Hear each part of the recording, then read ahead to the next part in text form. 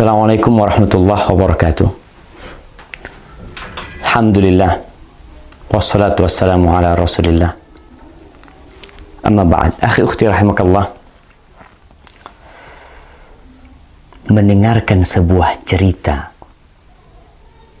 yang aneh, menyeramkan, terkadang disenangi oleh sebagian orang. Tapi bagaimana kalau ternyata cerita yang disampaikan adalah bohong dan dusta?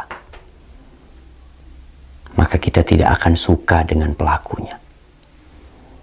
Lalu bagaimana pula kalau ternyata cerita tersebut disandarkan kepada Nabi alaihi salatu wassalam, padahal Nabi tidak pernah mengucapkannya? Kalau di negeri kita sekarang, pemerintah sedang memerangi hoax, dusta, maka para ulama umat Islam sejak dahulu kala memerangi dusta atas nama Nabi alaihi salatu wassalam.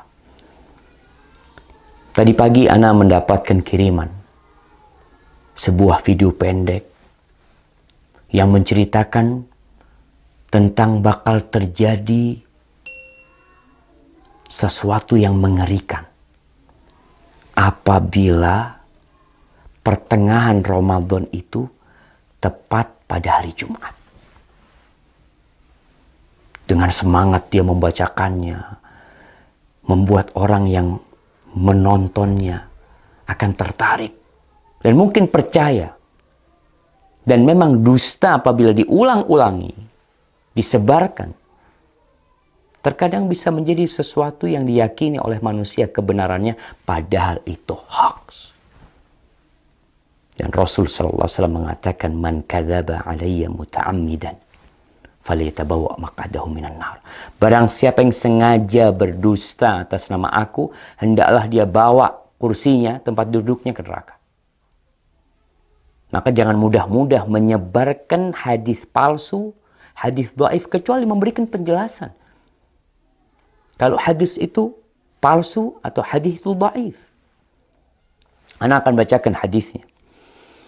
An Ibnu Mas'ud, dari Abdullah bin Mas'ud radhiyallahu taala anhu qala Rasulullah sallallahu alaihi wasallam, Rasulullah sallallahu alaihi wasallam bersabda, padahal Nabi tidak pernah menyabdakan hal ini. Idza kana sayhatun fi Ramadan fa innahu yakunu ma'ma'atun fi Syawal wa tamyizul qabail fi Dzil Qa'dah wa tasfikud dima' fi Dzil Hijjah والمحرم وما المحرم يقولها 3 مرات هيهات هيهات يقتل الناس فيه هرجا هرجا قلنا وما الصيحة يا رسول الله قال هذه في النصف من رمضان ليلة الجمعة فتكون هذه توقظ النائم وتقعد القائم وتخرج العواتق من خدورهن في ليلة جمعة في سنة كثيرة الزلزال والبرد فإذا وافق شهر رمضان في تلك السنة ليلة الجمعة فإذا صليتم الفجر من يوم الجمعة في النصف من رمضان فادخلوا بيوتكم وأغلقوا أبوابكم وسدوا كوكم ودثروا أنفسكم وسدوا آذانكم فإذا أحسستم بالصيحة فخروا لله سجدا وقال سبحان القدوس ربنا القدوس فإن من فعل ذلك نجا ومن لم يفعل هلك. Jamaah rahimakumullah. Ramadan tahun ini, tanggal 15 Ramadan, insya Allah hari Jumat. Ini yang menyebabkan penyebar hadis ini. Karena hadis ini seakan-akan akan berlaku tahun ini. Yang artinya dari Abdullah bin Mas'ud radhiyallahu taala anhu, Rasulullah sallallahu alaihi wasallam bersabda, apabila ada suara dahsyat tepat di bulan Ramadan, maka itu akan terjadi beruntun sampai bulan Syawalnya. Banyak di antara golongan manusia lebih memisahkan diri. Mereka bergerombol-gerombol di bulan Dzul Hijjahnya. Pertumpahan darah banyak terjadi di bulan Dzul Hijjah tersebut. juga semakin klimak ketika masuk di bulan Muharram. Rasulullah SAW menyebutkan hal itu 3 kali. Apa yang harus kami lakukan di bulan Muharram? Para sahabat bertanya, sayang. Sungguh sayang, kata beliau.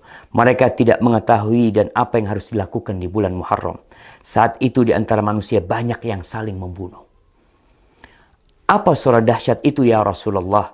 Sahabat bertanya kepada Nabi SAW. Suara keras itu adalah mulai terjadi di pertengahan bulan Ramadan yang bertepatan di malam Jumat. Suara dahsyat itu mengagetkan orang-orang yang sedang tidur, menjatuhkan orang yang sedang berdiri.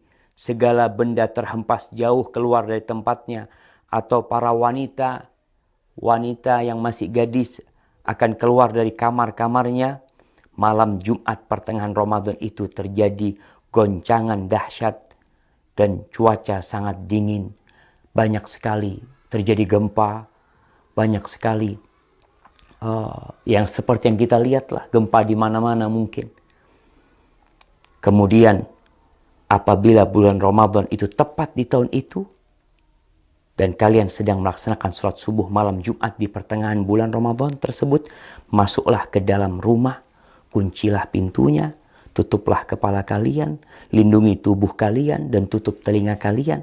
Apabila kalian merasakan suara dahsyat, bersyukurlah, sujud. Nih, ada sujud. Kita tahu sujud itu ada sujud syukur, sujud tilawah, kemudian ada sujud sahwi, ada sujud ketika sholat. Ini sujud ketika mendengar suara keras. Membaca Subhanal Quddus, Subhanal Quddus, Rabbunal Quddus. Karena sesungguhnya apabila kalian melakukan itu, niscaya selamat. Jika tidak, tentunya akan binasa.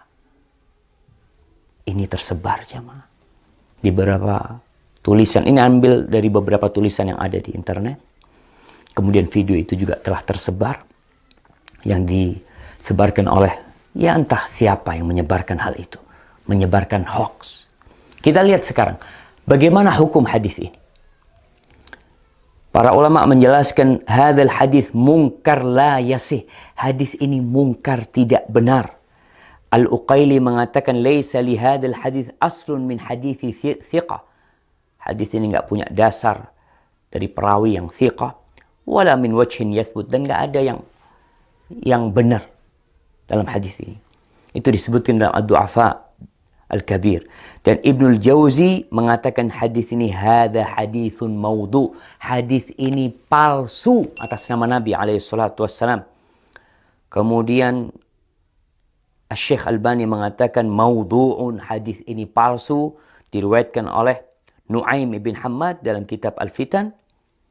Dan Al-Imam Al-Zahabi mengatakan qultu dha maudhu' wa maslama saqit matruk. Ini hadis palsu. Perawinya ada yang matruk, yang dituduh berdusta jamaah. Ditinggalkan. Lalu kita meriwayatkannya, menceritakannya kepada umat, menyebarkannya atas nama Nabi SAW. Nabi bersabda, padahal Nabi tidak pernah menyabdakan hal itu. Jamaah, ma min qaul, tidak ada satu ucapan yang keluar melainkan ada raqib, ada atid. Ma yalfidu min qaulin illa ladaihi raqibun atid. Akan ada yang mengawasi, mencatatnya. Tapi mungkin sebagian mengatakan, Ustadz kan boleh meriwayatkan hadis dhaif. Kan ada ulama yang berpendapat seperti itu. Kan ada khilaf di antara para ulama. Nah, Anda akan sebutkan para ulama yang membolehkan meriwayatkan hadis dhaif. Yang pertama, mereka mengatakan ini dalam fadailul a'mal, dalam fadilah beramal, bukan dalam menceritakan hal yang gaib, yang mana itu berkaitan dengan akidah seorang hamba nanti. Boleh mengamalkan hadis-hadis dhaif dalam fadailul a'mal dengan catatan 3. Yang pertama, hadisnya tidak terlalu dhaif. Kalau yang tadi palsu. Yang kedua, hadis ini masuk dalam kaidah umum sebenarnya. Yang ketiga, tidak boleh meyakini ketika mengamalkan bahwa itu dari Nabi SAW.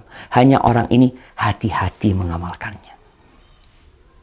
Maka hadis palsu, hadis yang dhaif sekali tidak boleh. Kalau antum mau menyampaikan sebuah hadis yang dhaif, sampaikan kalau ini dhaif, kalau ini palsu, agar orang faham dan mereka tidak tertipu dengan apa yang kita sampaikan. Barakallahu fikum.